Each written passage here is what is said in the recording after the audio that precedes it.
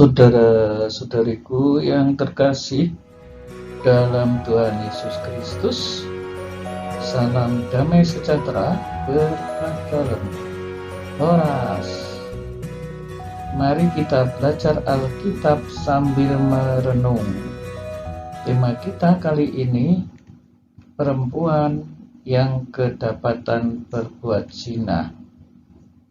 Dari Injil Yohanes bab 8 ayat 1 sampai 11. Nah, saudara-saudariku yang terkasih, jangan lupa ya, mohon dibantu untuk subscribe, bagikan kepada teman-teman di grup-grup atau dalam keluarga saudara, biarlah mereka ikut belajar kitab suci. Karena saudara dengan itu sudah ikut mewartakan Injil.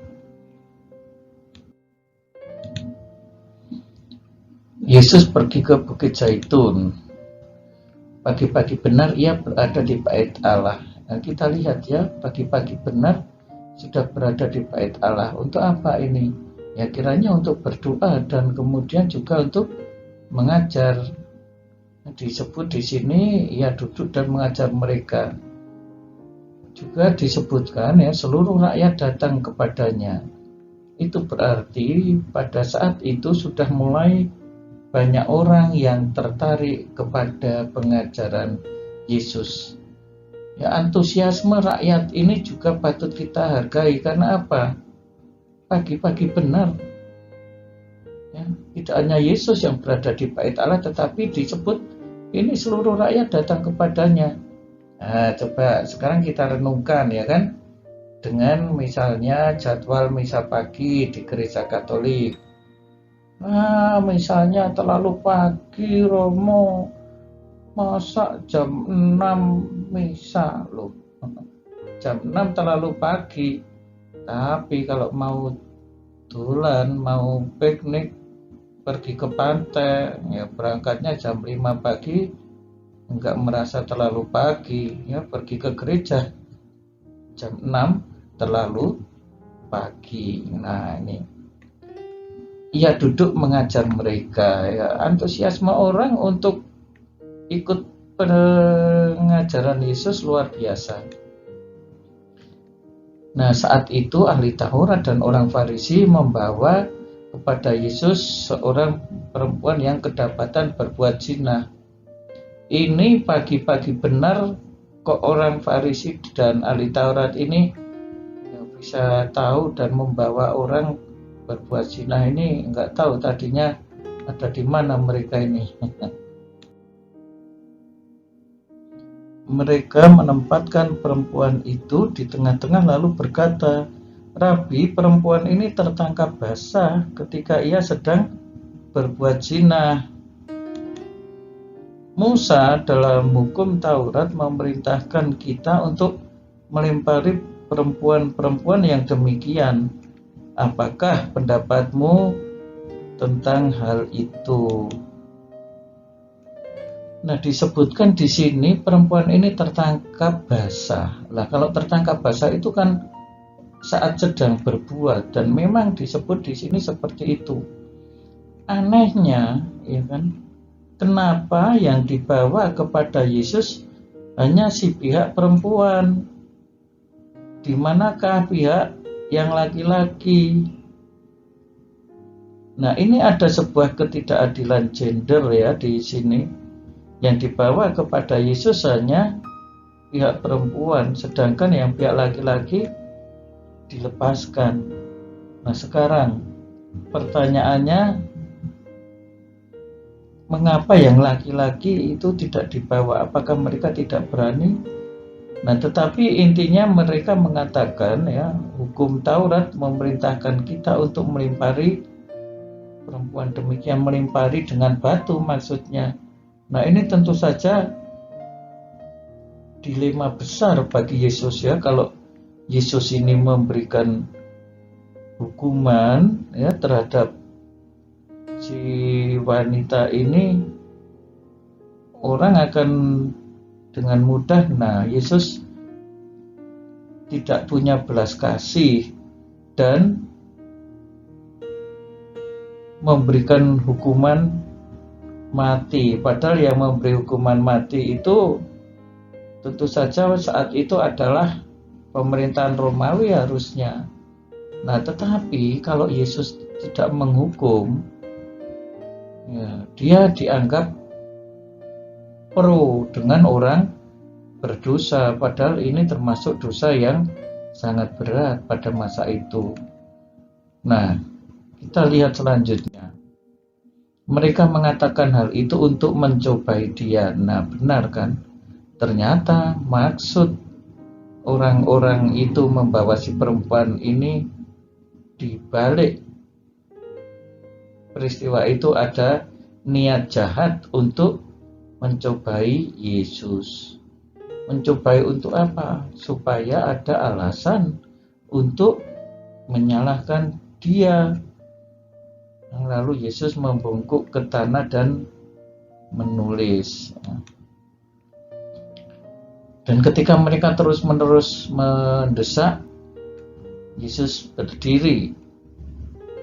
Barang siapa di antara kamu tidak berdosa, hendaklah ia yang pertama melemparkan batu kepada perempuan itu. Nah, saudara-saudari yang terkasih, bijaksana sekali ini jawabannya.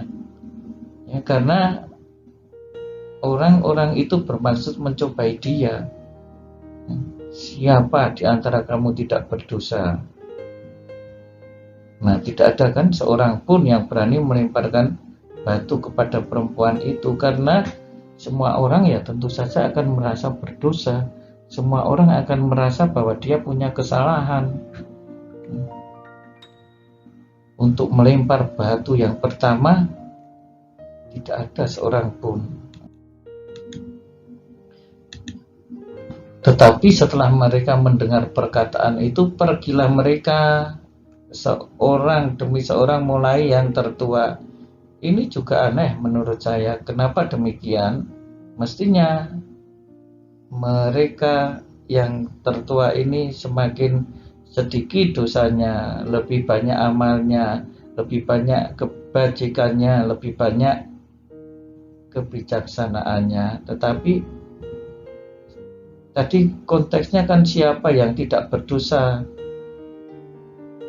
untuk melempar batu pertama, kok ini yang pergi mulai dari yang tertua.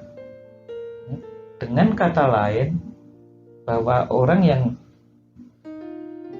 tua-tua di sini semakin banyak dosanya. Nah, ini kan sebenarnya juga aneh. Ya, akhirnya tinggallah Yesus seorang diri dengan perempuan itu, ya, tetap di tempatnya. Itu artinya orang-orang tua ini tidak seorang pun yang merasa tidak berdosa. Dan dengan jawaban itu akhirnya Yesus terbebas dari jebakan. Nah, saudara-saudari, kita bisa merenungkan seperti ini. Janganlah kita mengira ya bahwa dengan melepaskan ini, lalu Yesus sebagai sahabat orang berdosa dan seperti melegalkan perbuatan dosa si wanita itu. Yesus tidak pernah melegalkan perbuatan dosa si wanita itu. Ya, ketika tinggal Yesus seorang diri dengan perempuan itu, apa yang kemudian dia katakan? Ini, Yesus bangkit berkata kepada perempuan, "Hai perempuan, di mana mereka? Tidak adakah yang menghukum engkau?" Jawabnya, "Tidak ada Tuhan." Kata Yesus, "Aku pun tidak menghukum engkau." Ya, jadi Yesus ternyata tidak menghukum orang berdosa, tetapi yang penting ini, berikutnya ini, pergilah, janganlah berbuat dosa mulai dari sekarang.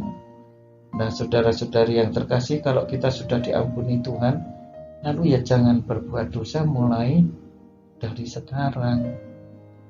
Ya, kalau Tuhan sudah memberikan pengampunan kepada kita, ya stop untuk berbuat dosa, mulailah untuk berlaku baik di hadapan Tuhan.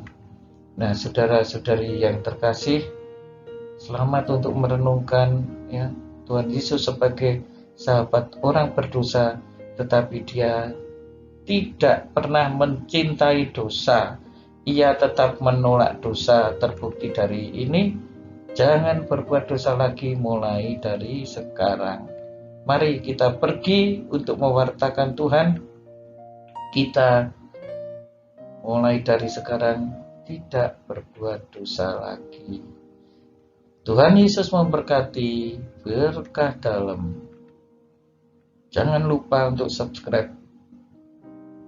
Bagikan pengalaman saudara dalam grup yang saudara ikuti, tuliskan di kolom komentar sebagai sharing.